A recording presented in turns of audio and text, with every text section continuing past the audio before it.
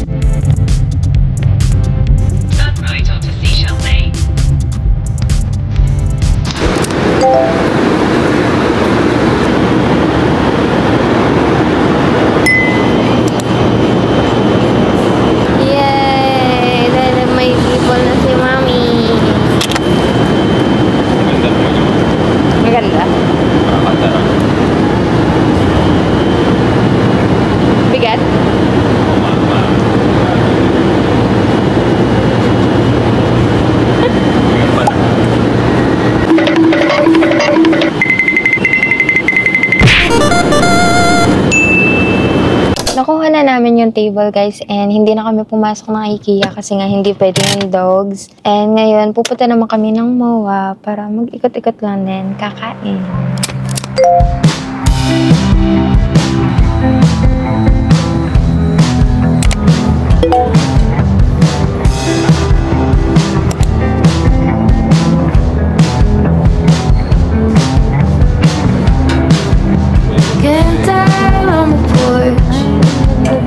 Trying to work this out. Raining in my head, but my body is a drought. I'm in a hole, just waiting for my momentary stride. Then press the other way on Pharaoh's fury ride. Ba't ganito lang ng kapito? Ganyan lang kanito. Sakto ka lang ito.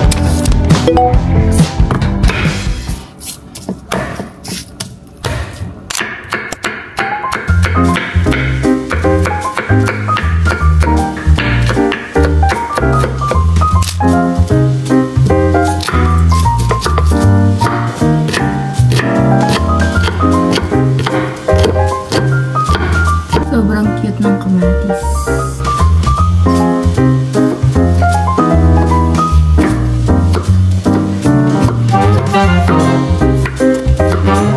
Nagluluto lang ako ng sinigang na hipon para sa aming lunch.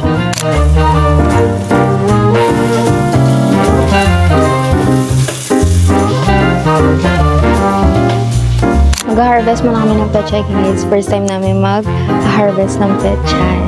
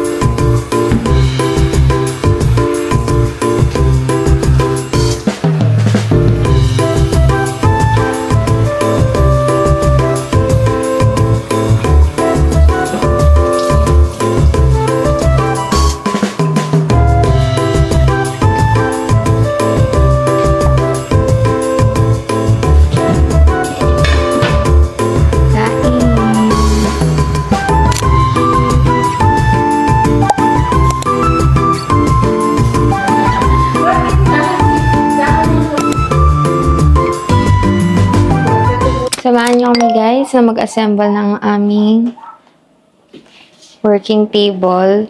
Ito kasi yung table namin dati. And hindi siya bagay. So you can see, hindi siya bagay dito sa office chair. Kaya papalitan na namin yung table na to. And i-assemble namin yung binili namin kahapon sa IKEA. Wow! Cardboard. Ano muna, no? Drawer.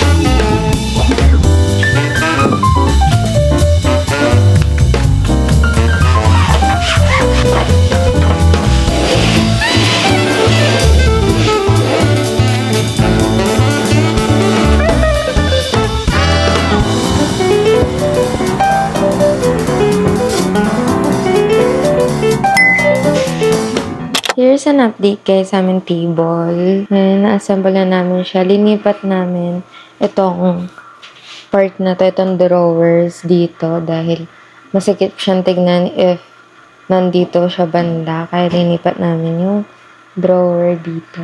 Then, dito naman namin dinagay yung salamin. And, eto na siya, guys. Pero, magpapalit ako ng bedsheet dahil madumi na, guys.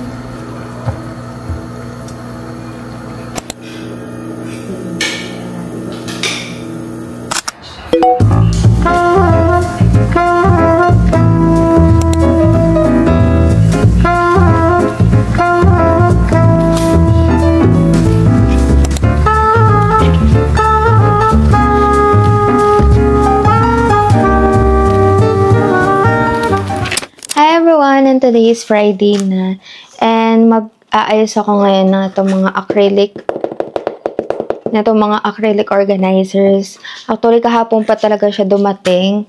Pero dahil gabi na kami natapos na nag-assemble na itong table, ngayon ko na lang siya aayusin dahil balak ko yung mga makeups ko, basta mga gamit ko na nandito sa side na to, balak ko na ilagay na lang siya dito sa drawer para hindi siya makalat tignan. And binili ko lang itong mga acrylic organizers na to sa Orange app.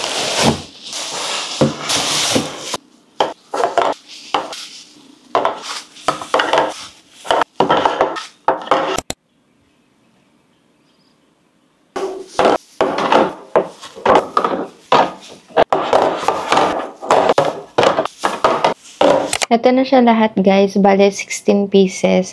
Acrylic organizers yan. And iba-iba silang size. And yan. Ilalagay ko sila dito sa mga cabinet. Nung nalaman ko na bibili nga kami ng table sa IKEA, nag-order na agad ako neto and buti na lang na-ship out siya agad. Kasi gusto ko na kapag naglagay nga ako ng mga gamit ko dito sa mga drawers, gusto ko organized pa rin sila. And yan, lagay na natin sila, guys.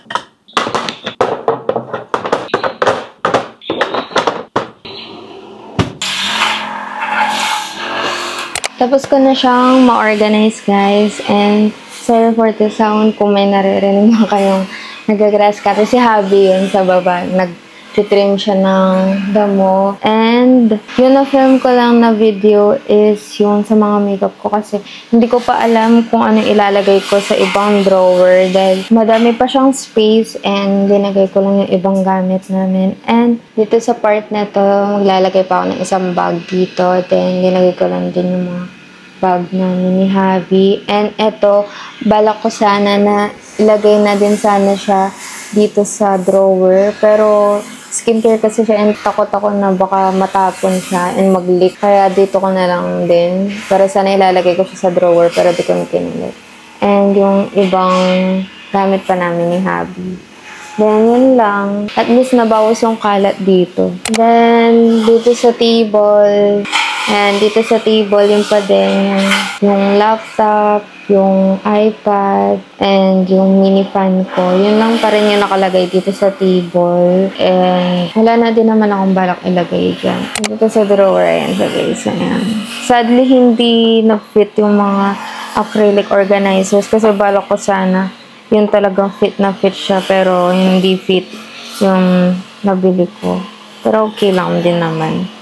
Then next, yan. Diba? Wala pa siyang laman. Tissue and jewelries pa lang and clamp. Mga clamps. Then dito, yan. Mga gamit ko for vlogging, mga chargers, and mga accessories. Then, dito, wala pa din. Pati sa baba, wala pa din. And yun lang yung gamit ko dito sa table. Hindi ko pa alam kung ano pa ilalagay kong iba. And mamaya, itong TV, itataas na namin siya ni Habi dito kasi nakabili na kami ng TV rack. And katapos siguro mag-trim ng grass ni Habi, dun na lang ilalagay. Or itataas yung TV. Ayan si Habi, guys.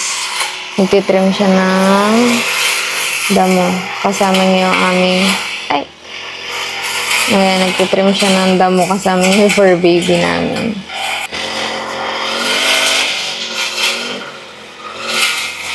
Ito naman yung view ng sunset today. Hindi siya masyado makulay pero ang ganda pa din. Ang ganda talaga ng view dito. Kaya gusto ko talaga dito nakaharap yung working table ko. Para muni-muni nakaka-relax dito.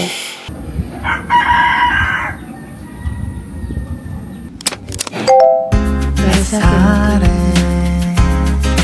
알람보다 빨리 하품하며 일어나 눈 비비다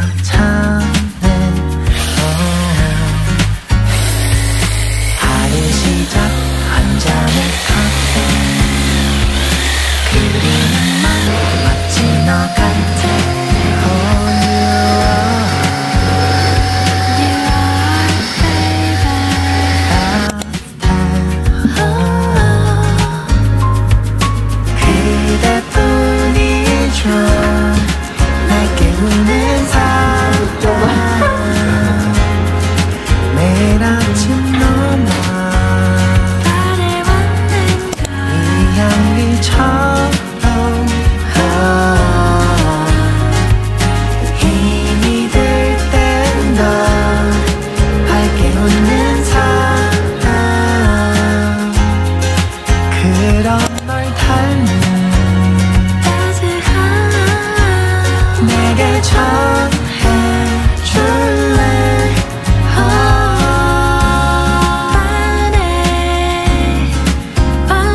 Ito na pala yung mga ampalaya namin guys. Tumubo na sila. Ang alam ko last vlog hindi pa sila nag-sprout. And ngayon, lumitaw na sila.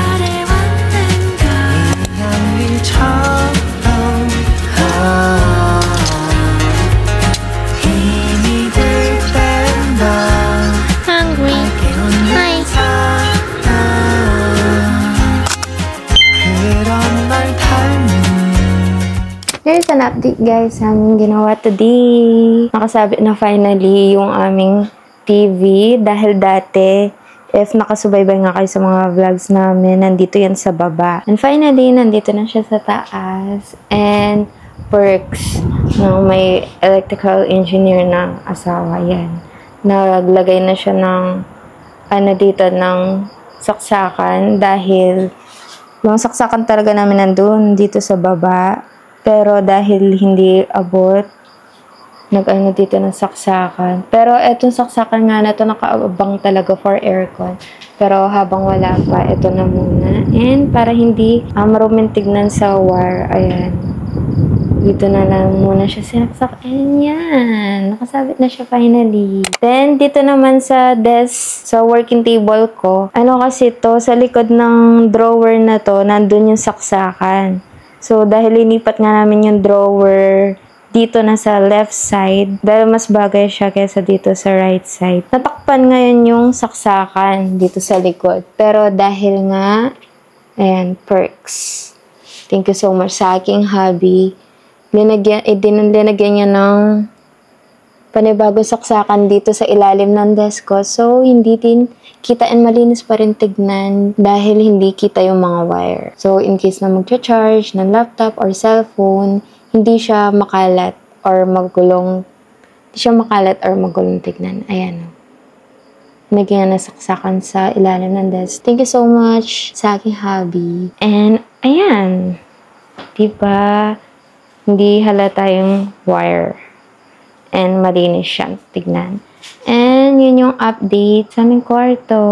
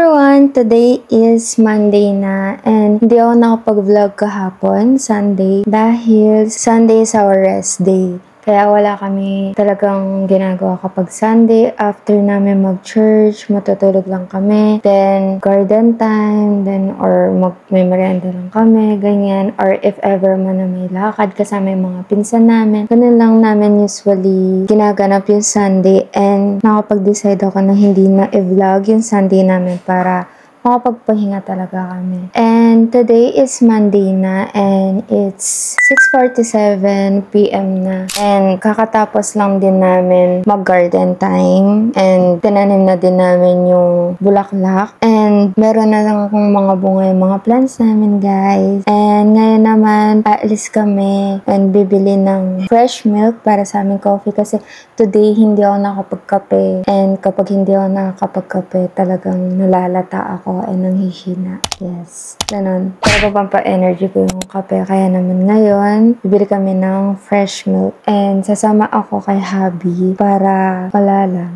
Sama ako ngayon kasi para magka-energy ako kasi ewan ko nalalata ako. Kaya nakapag-decide ako na sumama ngayon na lumabas kahit bibili na ng fresh milk.